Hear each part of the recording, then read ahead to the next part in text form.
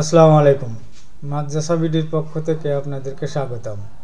দেখেন, এই ভিডিওতে দেখবেন এনটিআরসি যে রিকুইজিশন যে বিজ্ঞপ্তি দিয়েছে তারই আলোকে যে শূন্য পদের চাহিদা দিতে হবে সেই প্রক্রিয়াটা দেখাবো এই ভিডিওতে। তো প্রথমে একটা ব্রাউজার নিয়ে আমরা ঢুকবো ntrca.gov.bd। এখানে এই যে জুম করে দেখে নেবেন। এখানে ঢুকলে এই ইন্টারফেসটা আসলে এখান থেকে স্ক্রল করে নিচে আসি। নিচে এসে এখান থেকে রিকুইজিশন, এই সেবা বক্সের ভিতরে রিকুইজিশন লগ ইন, এখানে যেতে হবে। তো আমি এখানে ক্লিক করলাম। ইউজার আইডি এবং পাসওয়ার্ড দিতে হবে। যার যার প্রতিষ্ঠানের ইউজার আইডি এবং পাসওয়ার্ড দিয়ে দেবেন। আমারটা আমি দিচ্ছি।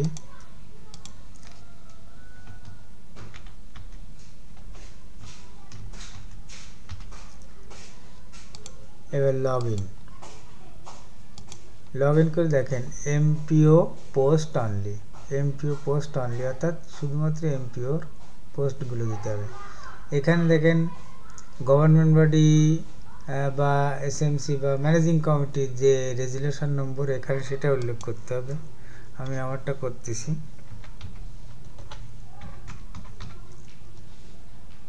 এটা এখানে ডেট দিতে হবে।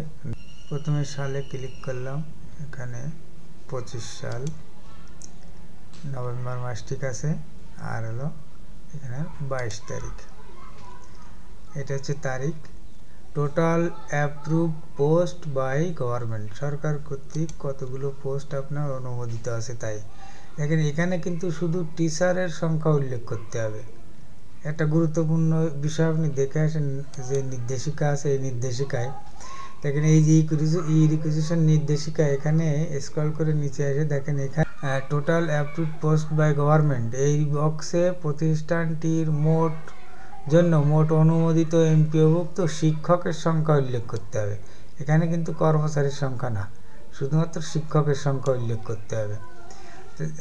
আমার প্রতিষ্ঠানে যা আছে তা আমি দিচ্ছি, কিন্তু আপনাদের যার যার প্রতিষ্ঠানে ভিন্নতা আছে। ফাজিল মাদ্রাসা বা কামিল মাদ্রাসা, আমারটা হচ্ছে দাখিল মাদ্রাসা, আবার কোথাও শুধু দাখিল অর্থাৎ 6 to 10, আর আমার এখানে আছে ক্লাস 1 থেকে 10 পর্যন্ত। তো এর জনবল কাঠামো কিন্তু আলাদা। এটা তো জনবল কাঠামো যে আপডেট আছে ওইটা দেখবেন, ওতে উল্লেখ করা আছে যে কোন প্রতিষ্ঠান কতগুলো পোস্ট পাবে, কি কি পোস্ট পাবে ইত্যাদি ইত্যাদি। কোন বক্সের ভিতর কি লিখবেন তা কিন্তু এখানে লিখে দেওয়া আছে। আপনারা শুধু এটা একটু দেখবেন, দেখলে অনেক সহজ হয়ে যাবে। আর যদি ভিডিও দেখেন, ভালোভাবে দেখেন, তাহলে আর আপনাদের কোনো ঝামেলাই হবে না, আপনারা নিশ্চিন্তে করতে পারবেন, কোনো অসুবিধা হবে না। এইটা ভালো করে পারবেন। এই লিঙ্কটা আমি দিয়ে দেবেন ডেসক্রিপশন বক্সে, দেখে নেবেন। আর আপনাদের কাছে যারা আছে তো নিশ্চয়ই থাকার কথা, তবে দেখে নিতে পারবেন। দেখে তারপরে এখানে পেমেন্ট করার পদ্ধতি কি আছে তাও কিন্তু এখানে উল্লেখ আছে। তবে সাথে সাথে পেমেন্ট করে দেওয়াটা উত্তম।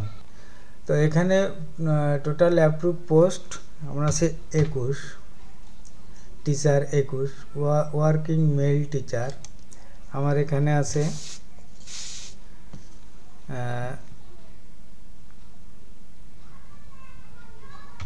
ওয়ার্কিং মেল টিচার আছে 11 জন, আর ফিমেল টিচার আছে 4 জন। আমাদের প্রতিষ্ঠানের জন্য 26 জন, তার 5 জন কর্মচারী, সেই 5 জন বাদে থাকে 21 জন সুপার সহ।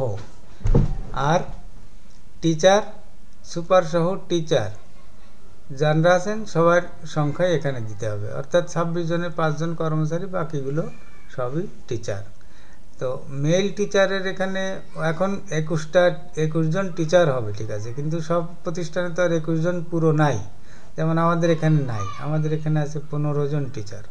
তাহলে শুধু ওই টিচারের সংখ্যাই দিতে হবে। সুপার, সহসুপার ওনাদেরটাও টিচারের ভিতরে গণ্য হবে। এরপরে আছে কি number of total MPO vacant post, অর্থাৎ এমপিও ভ্যাকেন্ট পোস্ট কয়টা পোস্ট খালি আছে।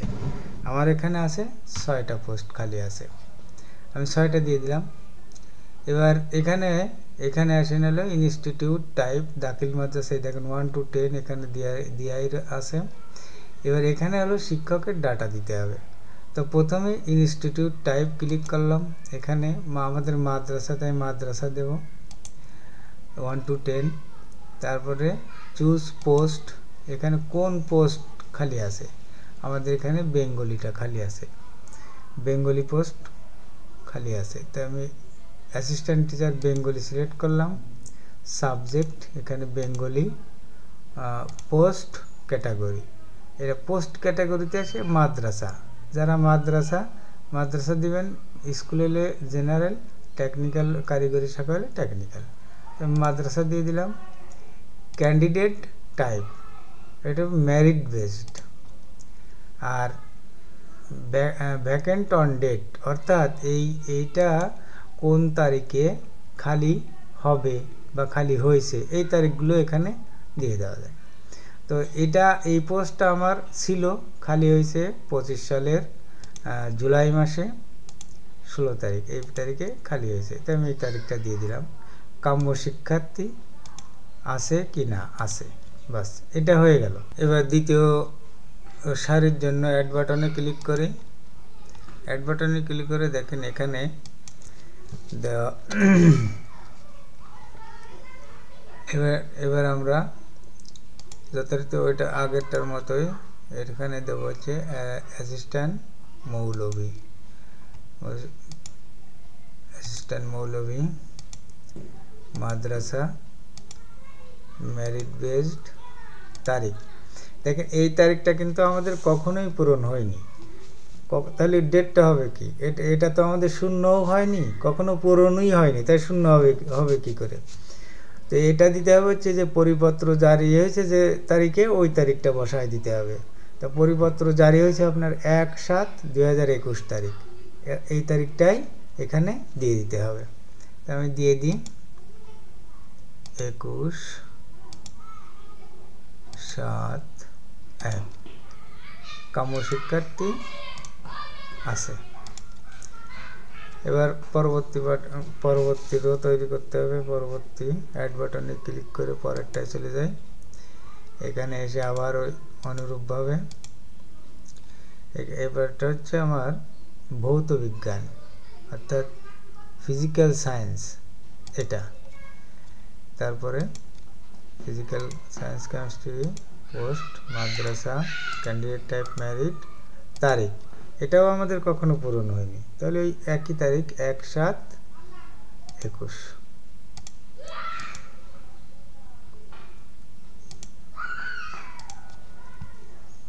কাম্য শিক্ষার্থী আছে। আবার অ্যাড বাটনে ক্লিক করব, অনুরূপভাবে আবার সিলেক্ট। এবারটা হচ্ছে সহকারী মৌলভী কারি, এই দেখেন সহকারী মৌলভী কারি, এটা হচ্ছে দাখিল পোস্ট। আর ইবতেদায়ী পোস্টও কিন্তু একজন কারি থাকে, এই যে ইবতেদায়ী মৌলভী তাজবিদ, এই যে ফিকাহ আরাবিক, এটা না, হবে হচ্ছে অ্যাসিস্ট্যান্ট মৌলভী কারি, এটা সিলেক্ট করলাম। যথারীতি এটাও আমাদের আগের থেকেই শূন্য।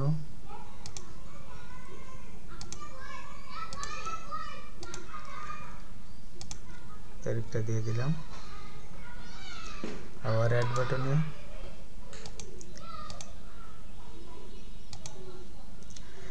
এবার পোস্ট হচ্ছে আমাদের ইবতেদায়ী মৌলভী, এই একটা পোস্ট আমাদের খালি আছে, দেখেন ইবতেদায়ী মৌলভী, এই যে ইবতেদায়ী মৌলভী, এটা দিয়ে দিলাম।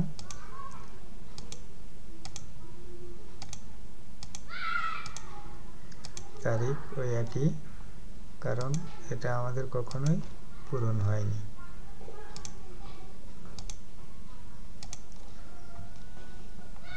পাঁচটা হয়ে গেছে, আরো একটা লাগবে, 6টা।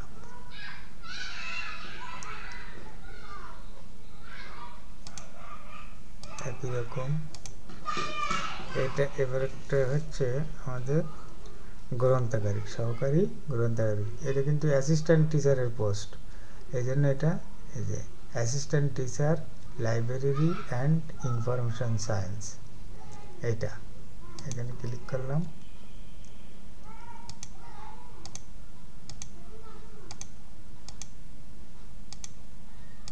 তারিখ ওই একই।